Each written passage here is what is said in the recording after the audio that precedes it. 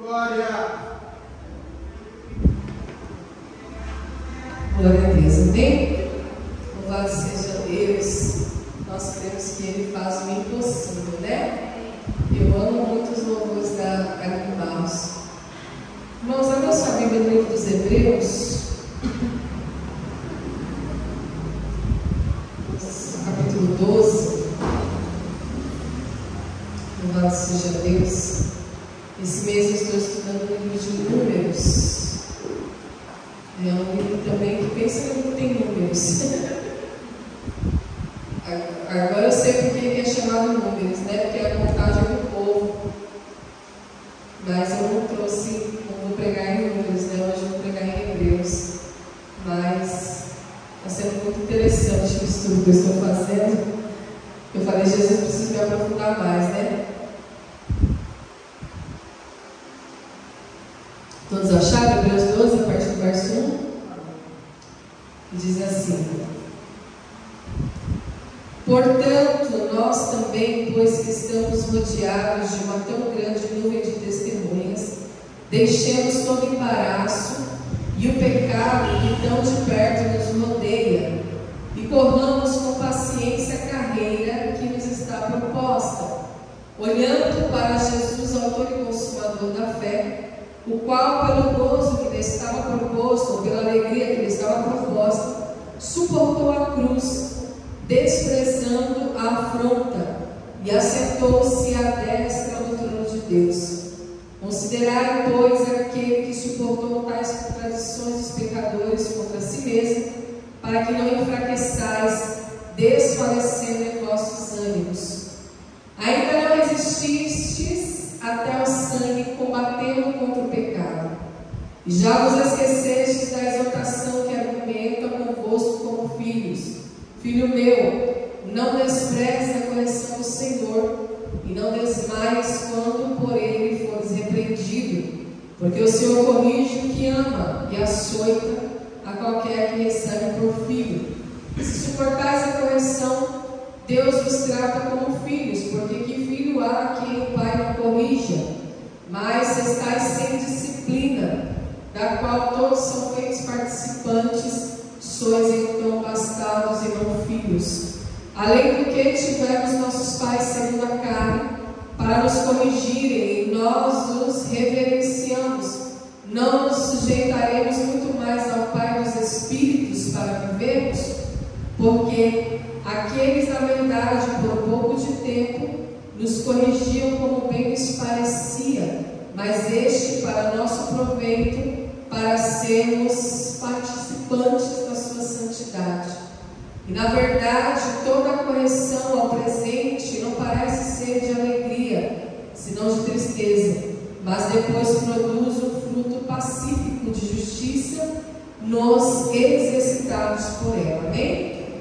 Glória a Deus até aqui. Louvado seja Deus por esta palavra, né? O Senhor está falando aqui sobre a correção. Louvado seja Deus. Primeiro ele vai falar sobre o sacrifício de Jesus Cristo, a qual nós temos que olhar, né? Na verdade, o escritor aos Hebreus, ele começa dizendo que nós estamos rodeados de uma tão grande nuvem de testemunhas, né? Então, ao entregar a nossa vida para Jesus, nós sabemos que nós damos início a uma grande corrida, né? Que vai durar até o nosso último suspiro, até o último respiro nosso. Nós vamos permanecer correndo, Deus abençoe, a corrida da fé. É uma verdade. Então, essa carreira, igreja, essa corrida, né? Esse combate tem o objetivo de testar a nossa fé. Por isso que ele está falando, olha, nós estamos rodeados de uma tão grande nuvem de testemunhas, e por causa disso, nós temos que deixar todo o embaraço e o pecado que tão de perto nos rodeia. Olha só o que a Bíblia diz, que o pecado nos rodeia de perto, igreja, de perto. Não é de longe. E é verdade, né? Porque nós passamos por várias tentações, várias tribulações, nós somos tentados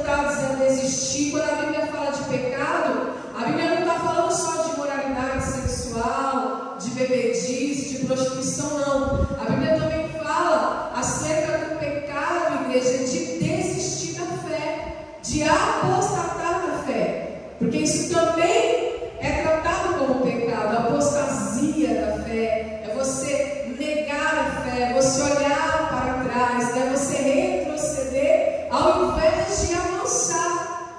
Então, o escritor aos Hebreus ele está falando, nós estamos rodeados de uma grande nuvem de testemunha, que significa que existem pessoas que olham para nós para ver o nosso testemunho, para ver a nossa conduta, a nossa postura, o nosso comportamento, as nossas atitudes. E assim como tem pessoas para nos observar, também tem o pecado que tão de perto nos rodeia. E ele está falando que nós temos que deixar o que? O embaraço. Porque é o que a Bíblia diz, irmãos, que aquele que milita as coisas do reino não se embaraça com as coisas desta terra. Pelo contrário, faz aquilo que agrada a Deus, porque sabe que foi Deus que o alistou. Aleluia. Então você é esse soldado, você é esse soldado que está andando, vivendo, caminhando por essa carreira, está construindo uma carreira em Cristo Jesus. Paulo, quando ele vai, antes de morrer, ele fala, combati o bom combate, encerrei a carreira, guardei a fé. São palavras de soldados, de combatentes. Ele declara, olha, eu venci, eu encerrei a carreira, eu cumpri o propósito, eu terminei a missão, e eu guardei a fé. E ele guardou a fé porque ele olhou para o autor e consumador da fé, que é Jesus Cristo. Ele é o nosso autor e consumador. Só que ele está falando aqui, olha, corramos com paciência a carreira que nos está proposta. Olha aqui, quanto fruto do Espírito tem dentro dessa palavra: paciência, alegria, fé. Já que já fala de 3 frutos do Espírito. Por que nós temos que correr com paciência, Porque nós sabemos, irmãos, que a vida cristã, ela exige essa paciência espiritual. Nós temos que ter paciência, porque as coisas, não é porque agora eu sou cristão, que eu vim para Cristo, que as coisas vão acontecer no imediatismo da nossa vida. E nós precisamos quebrar esse padrão na nossa mente, o padrão imediatista, o padrão do mundo. Porque o que é o imediatismo? O imediatismo mostra o quê? O comportamento do fraco. Aquele que quer as coisas imediatamente, aquele que tem pressa para que as coisas aconteçam, ele se mostra um fraco, ele se mostra um soldado, um guerreiro valente. Porque nós estamos em batalha, e batalha exige estratégia exige paciência, igreja. Porque agora você não desfruta apenas de uma vida comum, você desfruta de uma vida espiritual para viver coisas sobrenaturais, para viver milagre. E isso vai exigir de nós uma paciência também sobrenatural. Eu não posso viver no padrão do imediatismo, no padrão do mundo. Eu preciso que essa palavra, que é verdadeira, que é fiel, revele na minha mente o padrão do reino. Jesus, ele teve o seu ministério por 3 anos e meio. Lá no início, lá no monte da transfiguração, lá no início, Deus já havia revelado a ele que ele ia padecer uma morte de cruz. Mas Jesus teve o quê? Paciência. Ele viveu os 3 anos e meio do seu ministério, mesmo sabendo a forma como ele iria morrer, como ele iria cair na mão dos homens, dos pecadores, da maneira injusta e violenta que ele iria morrer. Ainda assim, ele se mostrou justo e paciente em todo o tempo. Então a vida cristã, ela vai exigir correr, só que com paciência. Não é correr com agitação, com imediatismo. Não é correr, igreja,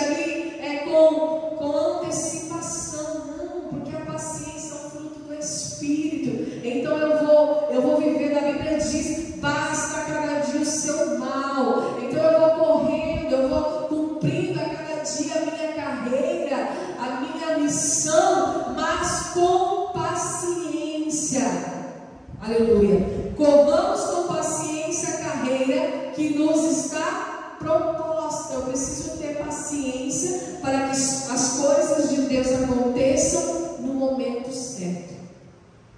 Por que a Bíblia diz que há um tempo determinado para todas as coisas debaixo do sol? Está escrito onde? Eclesiastes 3. Quem escreveu isso? Salomão, na idade avançada da sua vida, quando ele já havia conquistado tudo.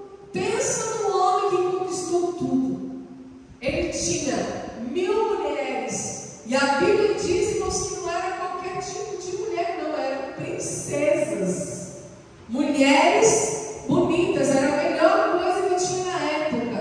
Então ele tinha 700 mulheres, 300 concubinas, ele tinha um jardim particular só para ele desfrutar, um jardim de flores, né? Não só de plantas, não é igual o jardim que tem lá em casa, lá, tá? Só pela misericórdia, mas era um jardim de flores. Ele tinha as melhores músicas, os melhores vinhos, a melhor comida, ele desfrutou de tudo. Mas quando chega no livro do Eclesiastes, o que ele descobre, igreja?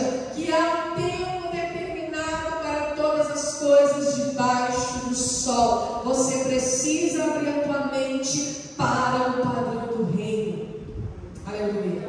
E fugir do padrão do mundo.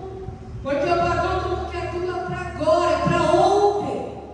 Mas a vida espiritual não é assim, igreja. A vida espiritual é você plantando, é você regando, e Deus dando crescimento. Você é o mesmo que planta, é o mesmo que rega, mas é Deus que dá o crescimento.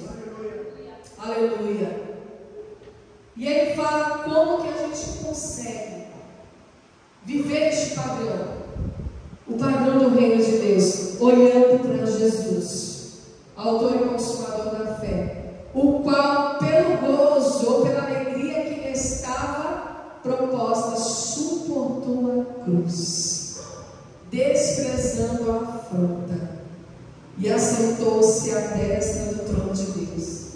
Eu acredito, irmãos, que aquelas horas que Jesus passou agoniantes, né? Agonizantes na cruz, é como se tivesse sido ali dias e dias para quem está sentindo muita dor. Quando você está sentindo muita dor, um minuto parece uma hora, né? Uma hora parece um dia inteiro quando você está com dor, porque vem aquela agonia, né? Aquela coisa agoniante, aquela agonia na alma, aquela angústia por causa da dor. Mas a Bíblia diz que ele suportou. Ele é o autor e consumador da nossa fé, porque ele suportou a cruz, porque ele sabia da alegria que lhe estava sendo proposta. Ele desprezou aquela afronta, porque ele sabia que após a cruz ele iria se assentar à destra do trono de Deus. Ele seria exaltado, ele seria restituído, ele seria restaurado. E a Bíblia diz, irmãos, que nós herdamos, nós somos co-herdeiros de tudo aquilo que Jesus conquistou na cruz. Você é herdeiro também dessa promessa. Que promessa? Você precisa desprezar a afronta. Você precisa crer na alegria que está sendo proposta. Alegria da salvação, alegria da restituição, alegria da restauração, alegria do milagre, alegria de que Deus ele é poderoso para exaltar a tua história, para te exaltar no tempo certo. O que a Bíblia diz? Humilhai-vos, pois, debaixo da potente mão de Deus, pois no tempo certo ele vos exaltará. Humilhai-vos, glória a Deus. Considerai aquele que suportou tais contradições dos pecadores contra si mesmo, para que não enfraqueçais desfalecendo em vossos ânimos. Precisamos considerar Cristo. Nós não consideramos o padrão do mundo, nós consideramos o padrão do reino. E quem é o padrão? Quem é o nosso padrão? Quem é a nossa referência? Jesus Cristo.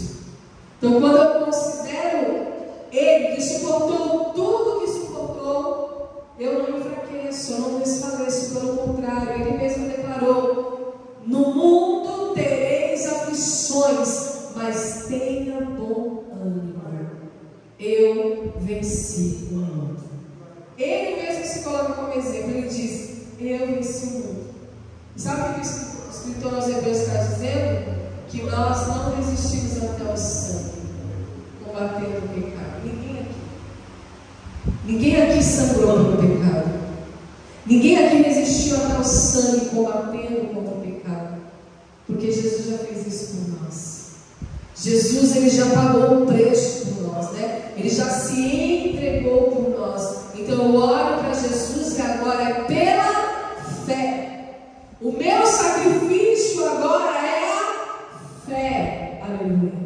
O meu sacrifício agora não é mais entregar um animal morto, não é mais entregar um holocausto. O meu sacrifício agora é que eu vivo pela fé, é que eu creio pela fé, é que eu vou andar por fé, é que eu vou terminar a carreira que me é proposta. O que o Evangelho te propõe? O que a palavra te propõe? O que Deus está te propondo? Qual que é a proposta de Deus para a igreja agora, do século 21, desse século de imediatismo? Qual que é a proposta? Que você corra com paciência, que você negue a si mesmo, que você tome a sua cruz e que você siga Jesus. Essa é a proposta. Então, se você aceitar a proposta, você já é mais do que vencedor. Aleluia. E aí ele está falando: olha, já vos esqueceis da exortação que argumenta convosco como filhos? Filho meu, não despreze a correção do Senhor, e não desmaies quando por ele fores repreendido. Imagina você desmaiar. Meu Deus! O que é a disciplina, igreja? O que é a correção de Deus?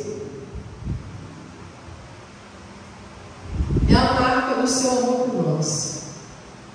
Por quê? O Senhor corrige o que ama e açoita qualquer que recebe por filho. Então Ele nos deixa marca. Quando Ele nos corrige, quando Ele nos exorta, a disciplina de Deus é a marca do seu amor para os seus filhos. Porque tudo que vem da mão de Deus, irmãos, é lucro. Deus, Ele nunca vai te entregar algo para o teu prejuízo, para o teu mal. Para o contrário, a Bíblia diz, está escrito lá em Jeremias, que Ele diz assim: olha, eu sei os pensamentos que tenho a vosso respeito, pensamentos de paz e não de mal, para lhe dar o fim que desejais. Então, quando o Senhor, por algum motivo, nos corrige, é porque Ele nos ama. Porque todo pai que ama o filho corrige. E aquele que não ama, não corrige. Porque o que não corrige, igreja, não ama. Pode ter certeza. Mas aquele que corrige, corrige por amor. Deixa a sua marca. Né? Às vezes o filho apronta com a gente vai lá e dá uma cintada, né? Dá uma chinelada. Já aconteceu pegar as crianças, né? Os três de jeito. Aí depois eles ficam dando risada, mas na hora eles ficam com medo, né? Aí dá uma chinelada. Ah, você deixa uma marca, hein? É a marca do amor. É a marca da correção. Né? Porque essa é a marca, igreja, de que Deus nos ama. E é tão bom quando Ele nos corrige, porque está escrito aqui, nós lemos na palavra, porque se Ele nos corrige é porque nós somos filhos. Mas aquele que está sem correção, sem disciplina, da qual todos são feitos participantes, então não são filhos, mas sim bastardos. Você é filho de Deus? Ou você é bastardo? Não, nós somos filhos de Deus, porque Ele tem nos corrigido, Ele tem nos colocado no seu prumo, Ele tem freado o nosso caminho, Ele tem freado os nossos passos. Muitas vezes Ele tem pedido que nós façamos aquilo que desejamos fazer. Aleluia. Porque Ele nos ama e Ele nos quer na tua presença, olhando para Jesus, para o Salvador, para o autor e consumador da nossa fé. Você não pode perder o foco nesta noite. O teu foco é Jesus Cristo. Você precisa olhar para Ele. Você precisa olhar para Jesus. Você precisa olhar para aquele que suportou a cruz e desprezou a afronta. Você precisa olhar para aquele que correu com paciência, porque sabia a carreira que lhe era proposta, porque sabia o gozo, a alegria que haveria de vir, porque sabia que estaria ali como um vencedor, um vitorioso, assentado à destra de Deus. Aleluia. Você precisa olhar para Jesus nessa noite. Você não pode perder o foco. Olhe para Jesus, autor e consumador da tua fé. Louvado seja Deus. Glória a Deus, aleluia. E aqui ele diz: além do que tivemos nossos pais, também segundo a carne, que nos corrigiram, para nos corrigir. E nós nos reverenciamos, não nos sujeitaremos muito mais ao Pai dos Espíritos para vivermos. Se nós temos um pai segundo a carne, uma mãe, que segundo a carne nos corrige, nós sabemos reverenciar nosso pai, nossa mãe, quem dirá o Pai que está no céu, que a Bíblia chama ele de Pai dos Espíritos, porque precisamos desse Pai para vivermos, porque o Espírito é o que nos vivifica. Então, quando eu reverencio o Pai que está no céu, quando eu aceito a correção, quando eu entendo, sim, Deus é dessa maneira, o Senhor é soberano, o Senhor é o Todo-Poderoso, o Senhor é o Criador dos céus e da terra, o Senhor é o meu Senhor, é o meu dono, é aquele que manda, que manda na minha alma, que governa a minha alma. Quando eu submeto a minha alma a esse Espírito, ao Pai dos Espíritos, agora a minha alma tem governo. Aleluia. Como é bom, igreja. Nós não podemos controlar os pensamentos, as intenções do coração que vêm involuntariamente, mas nós podemos dar governo à nossa alma através do Espírito. Espírito, agora é você que vai governar a minha alma, porque eu me submeto ao Pai dos Espíritos para que eu tenha vida. E quem recebe correção de Deus, quem está na disciplina de Deus, tem vida. Aleluia. Flui vida, vida abundante, porque Deus não nos entrega a morte, não nos entrega ao pecado, pelo contrário, Ele nos arranca, do pecado. Que a Bíblia diz que Jesus ele veio para salvar, para arrancar, para nos tirar, onde abundou o pecado, superabundou a graça de Deus. Aleluia. Então nós precisamos entender, irmãos, quando nós nos sujeitamos ao Pai, nós temos vida. E não só vida, mas também temos paz. A paz que excede o entendimento. É tão bom, irmãos, quando nós temos paz. Quando nós olhamos lá para a bênção sacerdotal, de Moisés, ele fala que o Senhor te abençoe e te guarde, que ele resplandeça a sua luz sobre ti e te dê a paz. Que paz é essa? Não é a paz interior, não é a paz de espírito, é a paz com Deus. Quando você está em paz com Deus, quando a tua consciência está limpa, quando a tua consciência está purificada, aleluia, pelo Espírito Santo e pelo sangue de Jesus, quando você pode entrar na presença de Deus, a Bíblia diz, portanto, cheguemos ao trono da graça, a presença de Deus, cheguemos, pois, ao trono da graça com convicção, com interesse de fé. Então, quando eu tenho paz, eu posso chegar à presença dele. E o que a Bíblia diz lá em Tiago? Achegai-vos a Deus, e Ele se achegará a vós. Então a Bíblia nos ordena a nos aproximar de Deus. E quem só consegue se aproximar de Deus quem tem paz. Quem está em guerra com Deus não consegue se aproximar dele. Porque quem está em guerra com Deus, ou quem está no pecado, ou quem não aceita a disciplina, a correção correção faz de Deus um adversário, um inimigo. Mas quem aceita a disciplina, quem faz aquilo que ele manda, ele fala. Jesus fala: vocês serão meus amigos se fizerem o que eu vos mando. Então, estar em paz com Deus é ser amigo de Deus, é aceitar a correção, mesmo que no momento venha trazer tristeza, angústia, porque muitas vezes é isso que acontece. Está escrito aqui, olha. Na verdade, toda correção ao presente, no momento, não parece ser de alegria, senão de tristeza, mas depois produz um fruto de paz e de justiça nos exercitados por ela. Então é um fruto.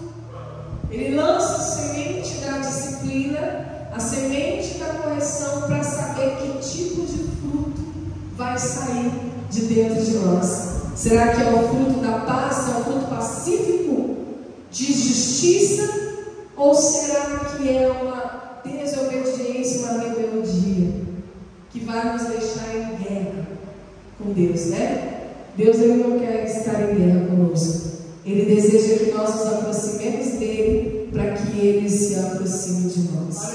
E a Bíblia diz, irmãos, que ele é bondoso, ele é misericordioso, ele é compassivo, ele se arrepende do mal, ele é rico em perdoar, ele é grande em misericórdia. Então vale a pena se aproximar dele.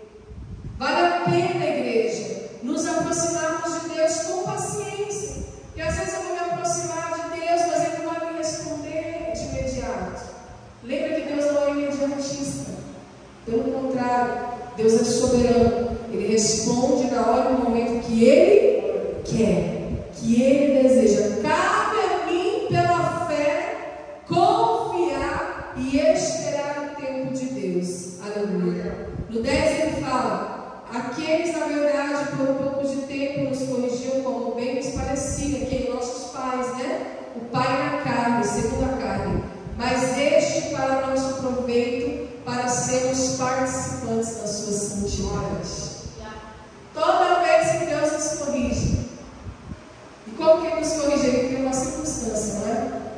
Uma dificuldade, uma afronta, um período difícil, um deserto. E aí, pode ver, toda vez que o Senhor nos corrige, nós aceitamos essa correção, nós entendemos que é a mão de Deus colocando prumo sobre nós. Pode ver que a gente fica mais santo, não é? A gente participa mais da santidade. Esse é o objetivo. Porque sem santidade ninguém verá Deus. Está escrito aqui, ó, no 12.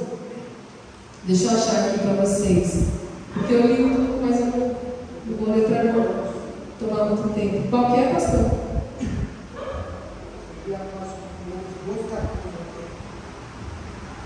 Seguir a paz com todos e a santificação, sem a qual ninguém verá o Senhor. Olha só. Por isso que a necessidade, o objetivo de Deus em nos corrigir é que sejamos participantes da sua santidade. Seguir, olha a paz aí de novo, né? E aí nós temos paz com Deus, paz com os homens, santificação, porque sem ela ninguém verá a Deus. Então não adianta eu buscar um Deus que eu não vejo, né? Não adianta eu querer buscar um Deus que futuramente eu estou buscando para as coisas terrenas, mas e a minha vida eterna? E a minha vida futura? E a minha vida depois daqui? Como será? Então nós precisamos compreender, irmãos, essa palavra, que o Senhor, Ele está nos dando uma chance nesta noite, de usar das nossas adversidades como oportunidades, ou melhor, usar das nossas necessidades oportunidade. Porque o imediatismo, ele olha para a necessidade, mas aquele que tem a mentalidade do reino olha para a oportunidade. Qual que era a necessidade de Jesus no ato da cruz? Ser livre da cruz, ser livre do sofrimento, ser livre da dor, não era? Mas a Bíblia diz que ele suportou. Então ele olhou para a cruz como uma oportunidade. Você precisa olhar para essa situação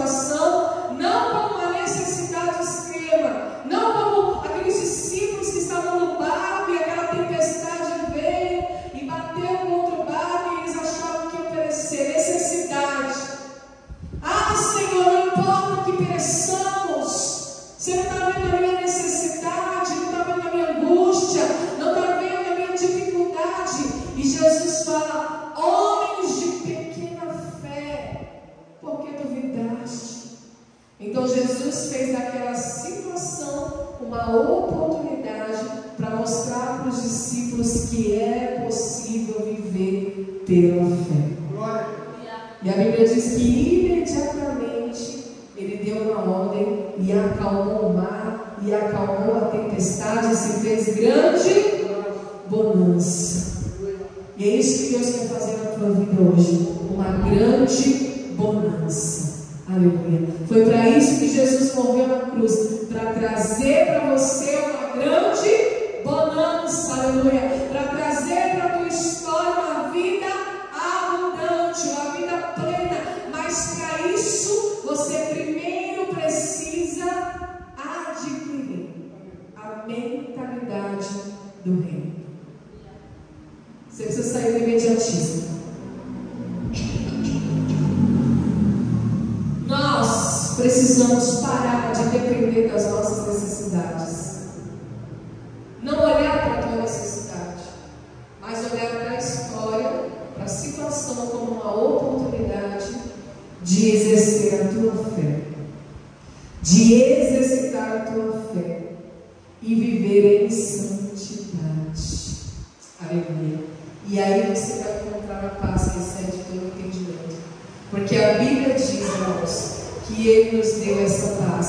A minha paz vos deixo, a minha paz vos dou, e não a dou como o mundo dá. É a paz que excede todo entendimento. Olha, a tempestade está vindo, o barco está balançando, mas eu tenho paz. Eu durmo na proa do barco, aleluia, porque eu tenho paz. Eu sei em quem eu tenho crido, aleluia. E o que a Bíblia diz? Porque existem os tomés na vida, né? Olha, eu só acredito vendo. Mas Jesus disse, mas bem-aventurado é aquele que não viu e creu. Você não precisa ver para crer. Você precisa apenas usar essa situação como uma oportunidade. Que oportunidade é essa? Eu vou exercitar a minha fé. Eu vou provar para Deus que eu vivo pela fé. Foi isso que eu falei quando eu fui viajar. Eu estava com dengue, plaqueta lá embaixo, estava andando igual um zumbi. Eles lá na frente falam assim, ó. Morrendo, tentando desfrutar de alguma coisa. Mas eu tinha lançado uma palavra. O pastor lançou uma palavra e eu falei, eu vou por essa palavra. Eu lancei a mesma palavra. Agora eu vou mostrar que eu vivo pela fé. Mas eu não vou perder aquilo que o Senhor me deu. Irmãos, não é fácil, mas o Senhor amou, o Senhor cuidou, né? Ele me sustentou na angústia. O que a Bíblia diz? Ele é o socorro bem presente na hora da angústia. Como eu vou provar o socorro de Deus se eu não passar pela angústia? Como que os discípulos iriam contemplar o poder de Jesus sobre a natureza, sobre os poderes da natureza, se eles não passassem pela tempestade? Então você precisa olhar para a tua vida como uma oportunidade e não como necessidade. Porque você não padece a necessidade. Deus supre a tua necessidade. Aleluia. Ele não te deixa, Ele não te desampara. Ele fala, eu não te deixarei, não te desampararei. Aleluia. Porém, Ele quer ver você usar isso como uma grande oportunidade. Agora que eu vou exercitar a minha fé. Agora eu vou mostrar que eu preciso colocar essa palavra em prática. Eu preciso ter essa prudência, eu preciso ser um homem prudente, que ouve e pratica a palavra, que lança os fundamentos sobre a rocha e ergue aquela casa sobre a rocha. A casa é você, a casa somos nós, a casa sou eu. Vai vir o vento, vai vir a tempestade, vai vir o mar bravo, vai bater contra a casa, mas não vai acontecer nada, porque foi edificada na rocha e não na areia. Esse é o homem que ouve e pratica. Então ele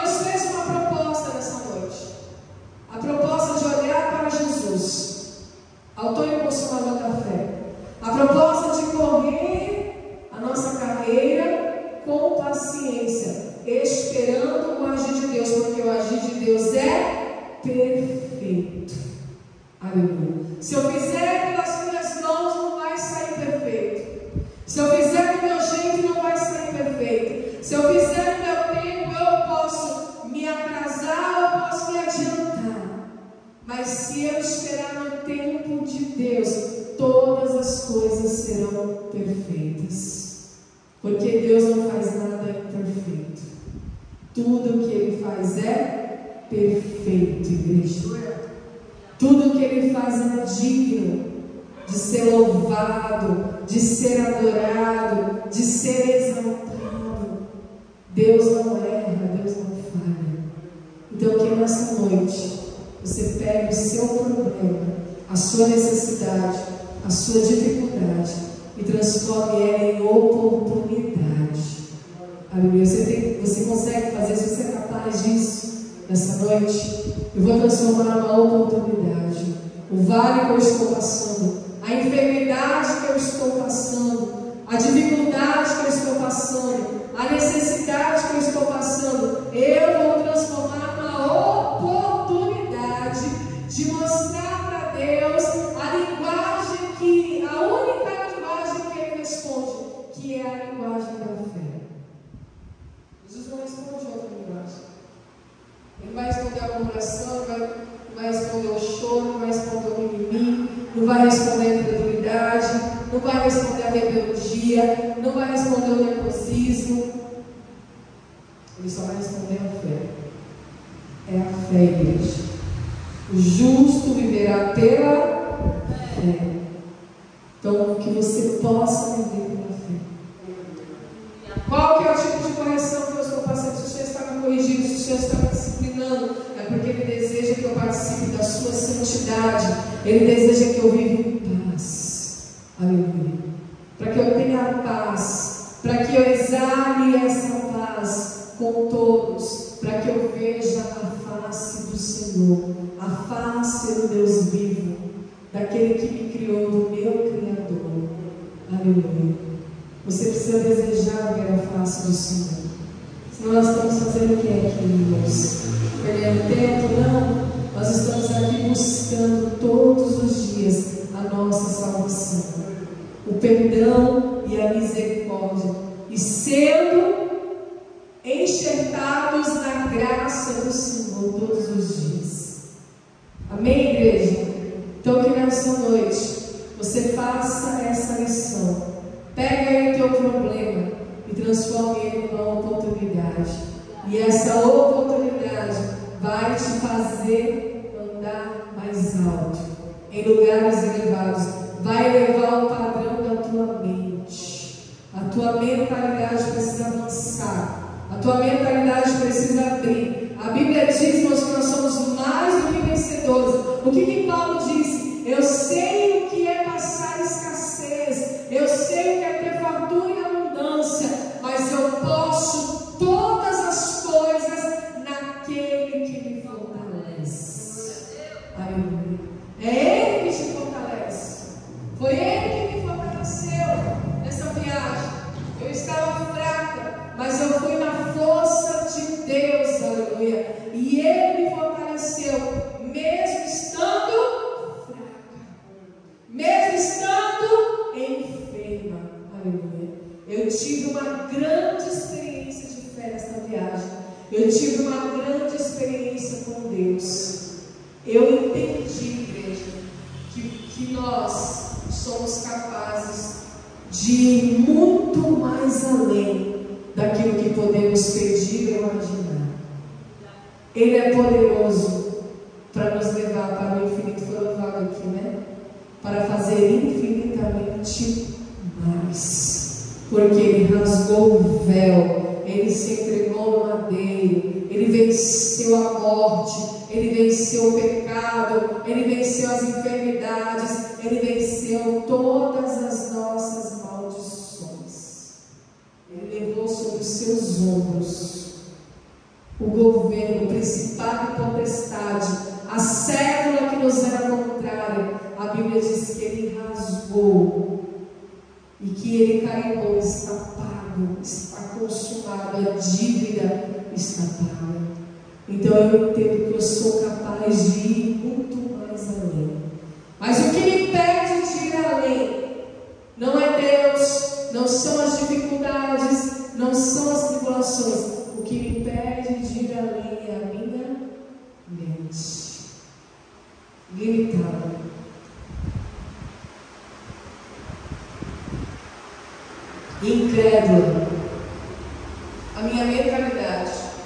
não está alinhado à mente de Cristo. Foi falado aqui, olha, é o ano da mudança. Mudança do quê? Mudança de mente. Mudança de mentalidade. Mudança de padrão de vida. Eu preciso ver o padrão do reino. Você precisa ver o padrão do reino.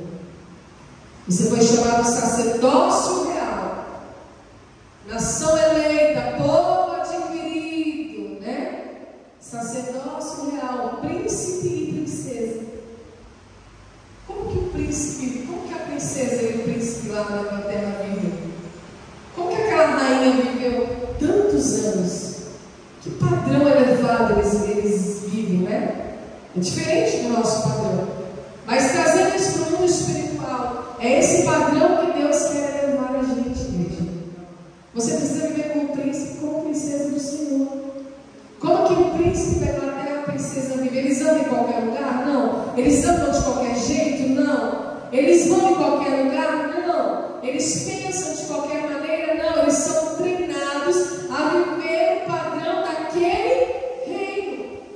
Ela não pode se vestir de qualquer jeito, ela não pode comer qualquer coisa, ela não pode andar em qualquer lugar. Tem um padrão. Ela segue o padrão. Ela não pode, jamais ela vai aparecer um shortinho jeans, cheio de franjinha, mostrando a polpa do bumbum. Nunca. Você acha que aquela princesa um dia ela vai aparecer trajada assim? Nunca. Porque é o padrão do reino.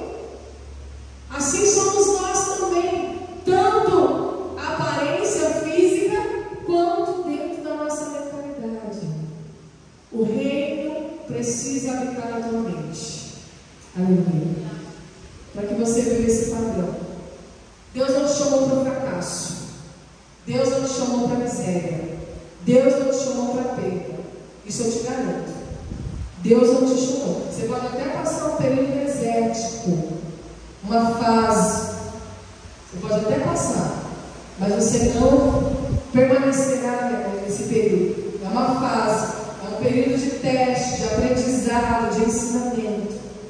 Mas Deus não te chamou para o fracasso, para a derrota. Deus te chamou para a vitória, para a conquista. Aleluia. Eu tenho certeza disso. Não tenho dúvidas. Só que a gente precisa negar as nossas vontades, nos submeter à vontade dele, passar pelo processo de aprendizado, de amadurecimento, de transição, de mente, passar pelo processo, e aí nós vamos passar a desfrutar as bênçãos do Senhor. Amém. Amém, igreja? Vamos colocar em pés, vamos orar. Agora a chuvinha vem, glória a Deus por essa chuva gloriosa. Vamos agradecer a Deus por tudo, igreja, porque Deus é bom e a sua misericórdia é para sempre. Oremos. Pai Santo, Pai bendito, Deus de poder e graça, nós te louvamos, Senhor, e te agradecemos pela tua palavra. Senhor, que a tua palavra, Senhor, ela venha estar firmada nos nossos corações, na tábua do nosso coração, escrita na tábua do nosso coração, Pai. E o Senhor venha imprimir a tua palavra, para quando vier a dificuldade, Senhor, nós venhamos nos lembrar dessa palavra e guerrear com a tua palavra, porque ela é a espada do teu Espírito. Deus, em nome de Jesus eu oro para que a tua igreja possua a mentalidade do reino, para que a tua igreja possua o padrão do reino, para que a tua igreja avance, cresça, prospere nesta noite, para que a tua igreja viva o melhor dessa terra, para que a tua igreja desfrute do melhor dessa terra, para que a tua igreja, meu Deus, em nome de Jesus Cristo, Pai, vença as suas batalhas, vença as suas guerras, venha testemunhar os teus feitos, venha testemunhar as tuas maravilhas, para que a tua igreja seja curada de toda qualquer sorte, Senhor, de enfermidade. Deus, em nome de Jesus eu oro nesta noite, no poder e na autoridade da tua palavra, porque a tua palavra é verdadeira, a tua palavra é fiel, Senhor, e eu clamo a ti nesta noite, Pai, e te peço em nome de Jesus, Pai, faz fluir o poder da tua palavra, que que é plantada, semeada no nosso coração, Pai, que essa semente venha frutificar, venha produzir, venha dar frutos, meu Pai, assim como foi pregado. A correção entristece na hora, mas depois produz frutos pacíficos de justiça, quando por eles executados. Deus, em nome de Jesus, eu creio no fruto da paz, no fruto da alegria. Eu creio, meu Pai, nessa proposta que o Senhor nos deu nessa noite, de olhar para o autor e consumador da fé. Eu creio também nos frutos da fé, porque a tua palavra está sendo lançada no coração da tua igreja. E em nome de Jesus, ó Pai, eu creio, meu Deus, que nós vamos usar da nossa dificuldade, da nossa necessidade e transformá-las em oportunidades, Pai, oportunidades imperdíveis, Senhor, que não poderemos abrir mão de demonstrar a nossa fé em Cristo Jesus. Aleluia. Amém? Irmãos, leva essa palavra no teu coração. Só você pode, só você é capaz, só você tem o poder de transformar a tua necessidade em oportunidade. Faça isso, faça a prova de Deus e Ele vai te honrar no nome de Jesus. Amém? Ergue as suas mãos, que a graça do Senhor Jesus e o grande amor de Deus, a doce comunhão e consolação do Espírito Santo esteja com a igreja não só hoje, mas por toda a eternidade. Todos digam amém. Está terminado em nome de Jesus.